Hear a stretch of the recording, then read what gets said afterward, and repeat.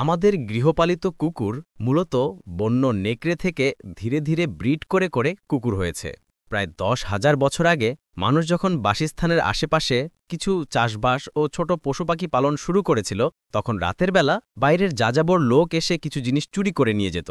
পাশাপাশি নেকড়ের দলও খুব হানা দিত। তখন মানুষ কোনো নেকড়েকে ধরে ক্ষেতের মধ্যে লম্বা রশিতে বেঁধে রাখা শুরু করে। তাতে দেখা যায় চোর আসা কমে যাচ্ছে এবং নেকড়েটাও আস্তে আস্তে বুঝতে পারে যে এখানে যদি আমি থাকি তাহলে আমার খাওয়া দাওয়ার চিন্তা করতে হবে না। আমার কাজ হলো রাতে কেউ যদি আসে তাকে ঘেউ ঘেউ করা, তাকে ভয় দেখানো। এবার এই নেকড়েদের মধ্যে মা নেকড়ে যখন বাচ্চা প্রসব করল, তখন এই ছোট বাচ্চাগুলোকে মানুষ আদর করে কাছে রেখে খাওয়াতে লাগল। মানুষের এমন আদর যত্নে নেকড়ে বাচ্চাগুলোর স্বভাব প্রজন্ম থেকে প্রজন্মে শান্ত হতে থাকল। কান নিচে নেমে এলো, দাঁত ছোট হয়ে এলো এবং লেজ নেড়ে কৃতজ্ঞতা প্রকাশ করতে শুরু করল। ১৯৫৮ সালে রাশিয়ার সায়েন্টিস্ট লিডমিউ ট্রেট সাইবেরিয়াতে গেলেন। সেখানে সিলভার ফক্স বলে খুব ভয়ানক একটা নেকড়ের ফার্ম ছিল। তিনি এই ফার্ম থেকে কিছু নেকড়ে সিলেক্ট করলেন। যেই নেকড়েদের মধ্যে বন্ধুত্বপূর্ণ ভাব বেশি তিনি তাদেরকে নিলেন। তিনি হাত বাড়িয়ে দিয়েছেন প্রত্যেকটা খাঁচার মধ্যে।